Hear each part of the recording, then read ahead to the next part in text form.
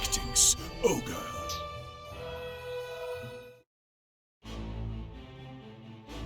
The buckram reeled as rumour after rumour flooded in, following the fall of Vidocq Castle.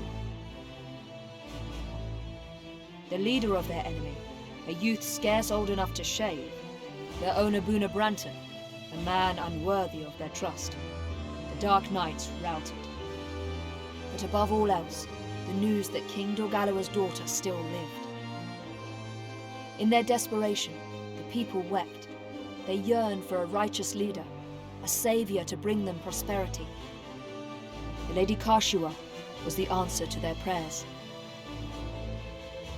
Lancelot Tartaros, mouthpiece of the Holy Lodician Empire, recognized Kashua as the rightful heir to the Valerian throne. The quarrel over succession was officially laid to rest. By Lancelot's accounting, this prior unrest, as he named it, stemmed not from a deep-rooted divide between clans, but instead from the misdeeds of a handful of power-hungry men. The history books would speak of no great Valerian war. Yet only the landed and the nobility paid any service to Lancelot's tale. For those who resented the ascendancy of the buckram, words made a poor salve. While the lie of the battlefield had changed, the war raged on. What had once been seen as a clash of clans became a rift between rulers and the ruled, a struggle to break free from the yoke of oppression.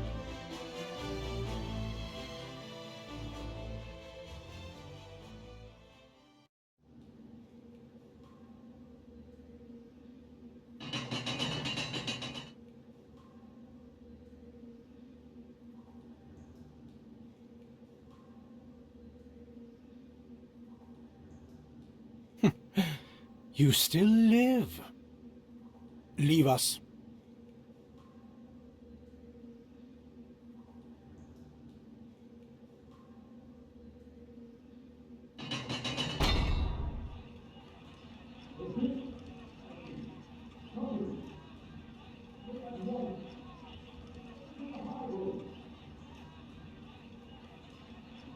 Can you hear that, Knight of Zenobia? It is only a matter of time before you fall.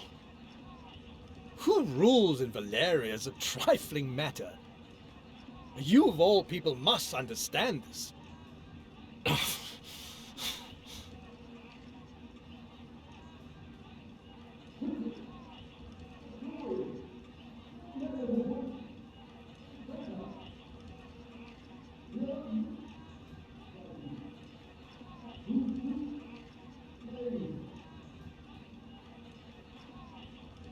Let me guess. Unable to stem the tide that rises from the hamlets and villages? Perhaps we ask too much of the buckram soldiers. They're not the soldiers we are, you know. Or the men. Always binding people to your will, fettering them lest they show signs of free thought. Perhaps therein lies your problem. They ask for a stern hand to rule them. They ask? You're mad. You have it wrong. It is the world that is mad. Tell me, how many of these peasants would even lift a hand to better their lot were they given a chance? How many would bloody their hands, risk their necks, walk without leaning upon another? How many would dare to fight?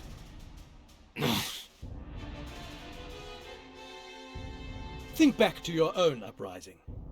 Where were the people for whom you shed blood?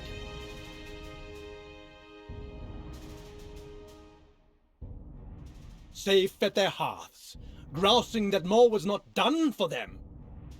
Times were hard. It was all they could do to keep themselves fed. Nonsense! They chose to be victims. They think that only from without the castle walls may one voice discontent. Not realizing that the quickest way to the throne is a knife to the king's ribs.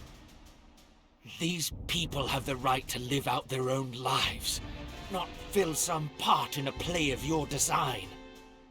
You have both your eyes, and yet you see less clearly than I do. True freedom is not granted from above, it is won from below.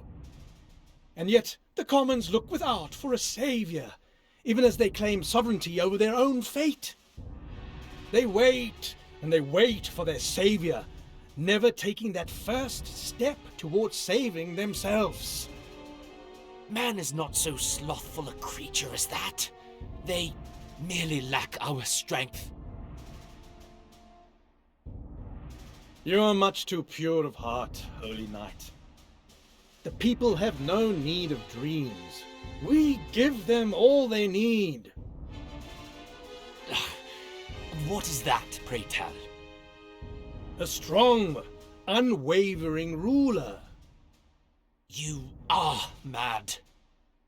All men are born with a terrible burden upon their hearts. This insatiable yearning for pleasure. They do not hesitate to take the lives of others if it will better their own. And yet, even these base creatures can know guilt. So, what do? They turn it around. This is not my fault, man says. The world has failed me. Someone must bring order to this chaos. If the commons want to pursue their pleasure, let them do it in our service, under our rule. You call this rule? This trampling underfoot of all who disagree with you? We trample no one. All we do is reach beneath the suppurating flesh of this world and wrench out the source of its ailment. No. As the body strives to mend itself, so does the heart. These people you so despise may one day astonish you with their valor. You have far too much faith in the creature called man, Knight. People are drawn to power, drawn towards safety. They will betray even their most beloved to obtain it. Kashua, come.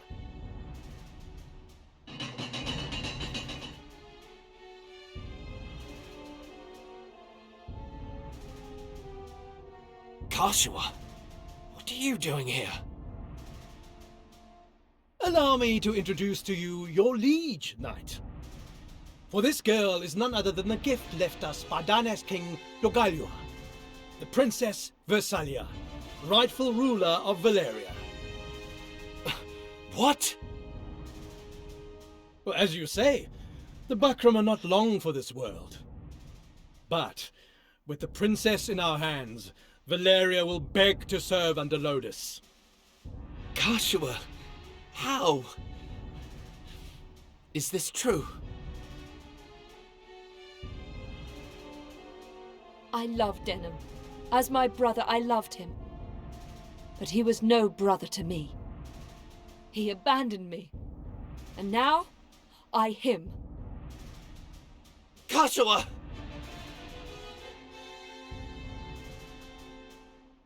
Though it pains me to part with the man who took my eye, I see no need to further torment the vanquished. Farewell. Wait! Farewell, Knight of Zenobia.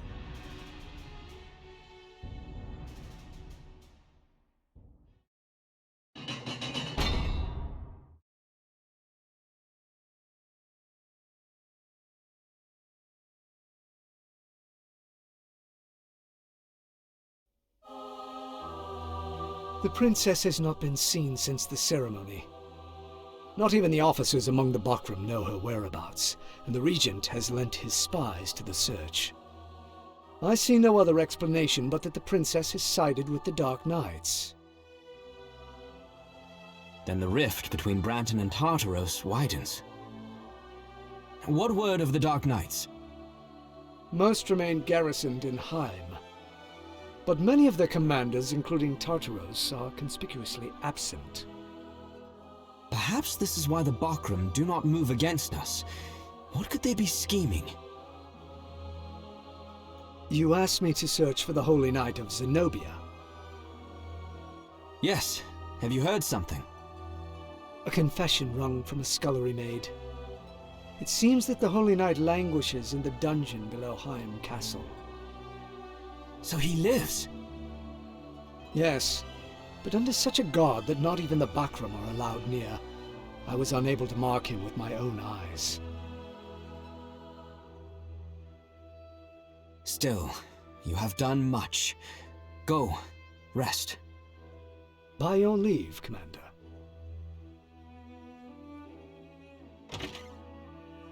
Kashua. Commander, should we not move our forces on Heim? Not as yet. It would be rash indeed to strike without first knowing the Dark Knight's purpose. Yes, but the more time that passes before we strike, the weaker we become. Have you forgotten the way the men speak of the princess? Soldiers in your own ranks weep aloud at the thought of lifting a sword against Orgalawa's blood. I know. All the more reason to not act in haste. A report, sir. What is it? The soldiers at Brigantis have taken hostages and holed up inside the castle. What's this? What are their demands?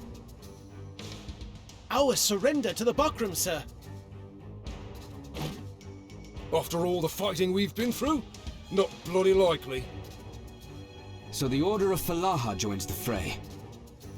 Their followers among the soldiers were many, were they not? Aye, and their influence has only grown since the princess's appearance. Not a situation we are like to change. The princess's arrival was, for many, the advent of a savior. Add to this the fact that the late Dynast king was a fervent follower of Falaha. How natural for these new converts to rekindle his cry for accord and seek to abandon the fight. What will you do?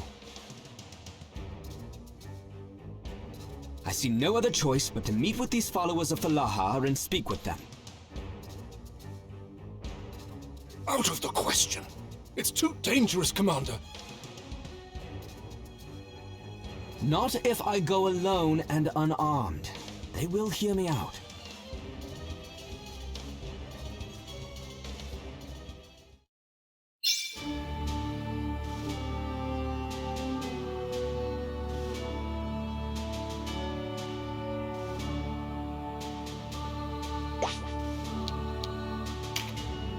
Welcome!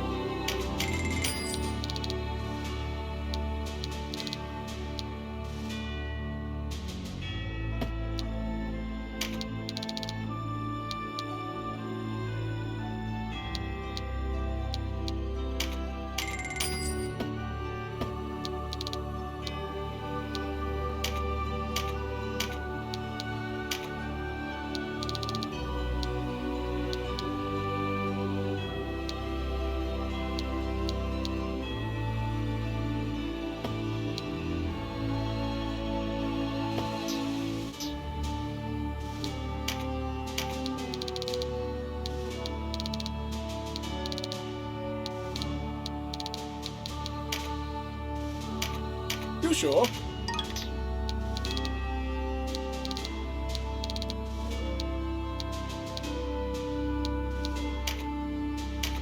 You sure?